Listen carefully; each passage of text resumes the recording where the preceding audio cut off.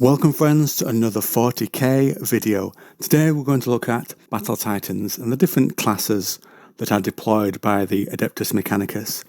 The video originally was just going to focus on the Emperor-class Titans, the biggest and baddest of them all, but I figured I might as well cover the other ones as well in one place.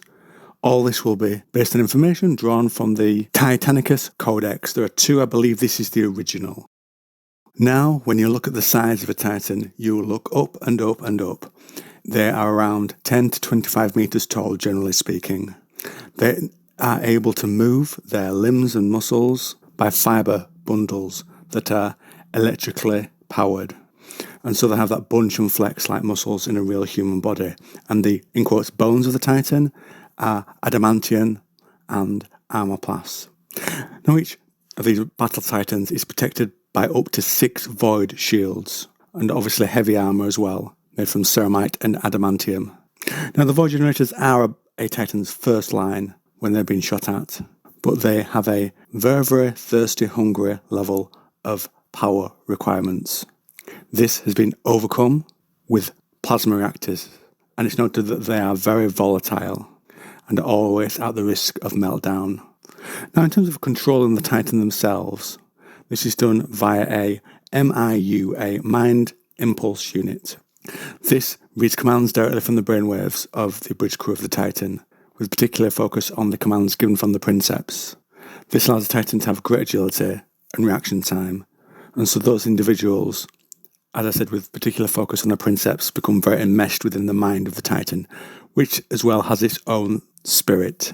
And for example, if you see damage done to a Titan's body, that can appear in a stigmata style on the body of the Princeps, who will be in his liquid inside the body of the Titan. As we covered a little before this, plasma reactors are highly volatile, which means the Titan is quite limited in terms of how it can operate. It has to do one thing or another. So for example, a Titan can fire and also move, but its fire reaction time will be slowed down, and it will also not be able to move at its full pace. Or it could exchange things in other ways, not move at all, but track and lock onto a target and eliminate them. In terms of the weapons they are configured with, they can be of many different types, hopefully accountable for the situation that they are going to be deployed into, though this is of course limited by where they are deployed, how long they're going to be there for, and the supplies that the Mechanicus can get to them. And there is another factor that the Princeps and the crews, as they fight with the Titan, can develop a taste for using specific weapon combinations, a bias towards them, you could say. Now we'll take a look at the Reaver Battle Titan. It can cover a number of different roles when deployed, usually being an area that is at the forefront of the fighting. Now in terms of the size, the Reavers are actually quite medium for Titans, though very large for anyone looking at them. They are defended by 4 void shield generators and thick armour, as they all will be. The role most commonly given to Reavers is a shock assault role, giving support to infantry and tanks as well. In this sort of role, they would usually have short-range, rapid-fire weapons and a close combat one as well, such as a chain fist. When they're in a group together, 2 of the Reavers will have longer-range weapons, such as turbo or plasma blast guns, or maybe a one-shot to eliminate enemies at further distance. We're told that Reavers were generally designed around the same time as the Warhound, since they have a lot of things common between them, and we'll come to the Warhound a little later. But it's also quite different from the Warlord Battle Titan, because the very vulnerable, as we've emphasised, plasma reactor is at the front of the carapace housing of the Reaver. This of course makes the Reaver very well difficult to eliminate from the field, but when targeting the exposed cooling bars of the reactor, it can be very easy to eliminate them from the side or rear. Reavers are also unsuitable for very heavy fighting in, say, cities or close combat terrain, and that the speed that the Reaver has does minimise the issue of people hitting that single exposed point. And we've just mentioned it, and now we'll go on to the Warlord Battle Titan. Some of them have been long in service, going back to the dark age of technology, and others from the age of strife. They are tended very closely by the tech priests, who hold them in high regard. Now the Warlord is considered to be a heavy battle Titan for frontline defence in war zones. It has 6 foiled shields and even thicker armour than other battle Titans. It can have, in a variety of types, deploy up to 4 main weapons, and it also carries subsidiary weapons to help with short-range firepower when it's fighting in cities. Because it's been around for a long time, there's also been a lot of specialist-style things that have been made for it. Assault pods, one-shot missiles, siege weapons like wrecking balls or battering rams, and the codex goes on to list more fire control centres, landing pads for skimmers, and more. Some Titan Legions are made up entirely of warlords, and they're made up for siege warfare, demolishing fortresses and demolishing cities that try to resist the will of the Emperor of Mankind. However, like the previous one, it does have a weakness. The plasma reactor is mounted in the abdominal cavity, but it's very easy to hit that from the front. So though it is well armoured, it is considered a weak spot. Because of this, mostly warlords are deployed in a common sense as gun platforms, providing both long-range weapon support and heavy fire support. And it's noted that the crew of the Warhounds themselves are very resourceful and have a flair for unorthodox tactics, perhaps because of the many different varieties of places they could be deployed into. And now the one that sparked the video, the Emperor-class Titans. These stand 25 to 40 metres tall. They have 12 void generators, an armour that's thick enough that it could be compared to what would be on a planetary defence installation. The Titan is powered by huge plasma reactors to supply their colossal power requirements. They use a dynamic type of plasma reactor. What this allows is that the Titan's princeps can control very strictly the amount of energy that it can use, so that it can be used by different parts of the Titan to make maximum use of the power available. Only the very best princeps are given command of such a Titan, and they would have the pick of their crew from other Titans within that legion.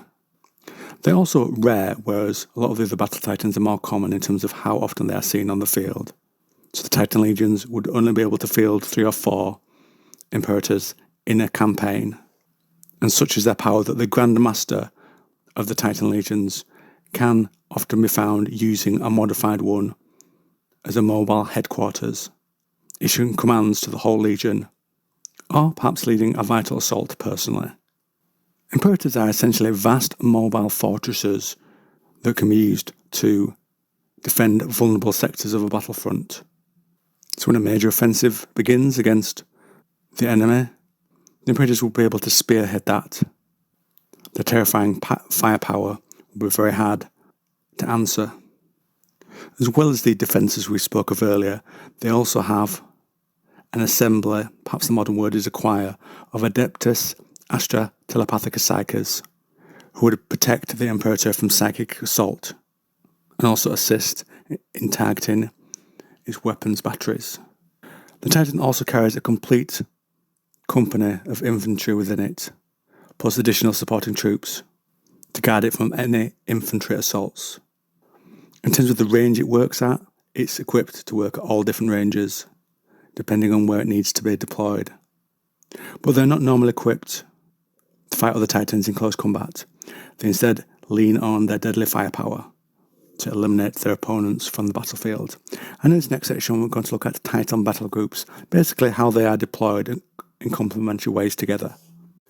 When they are deployed into war fronts, they will be sent to specific areas in order to aid certain companies, and would generally be considered under the control of that sector's commander.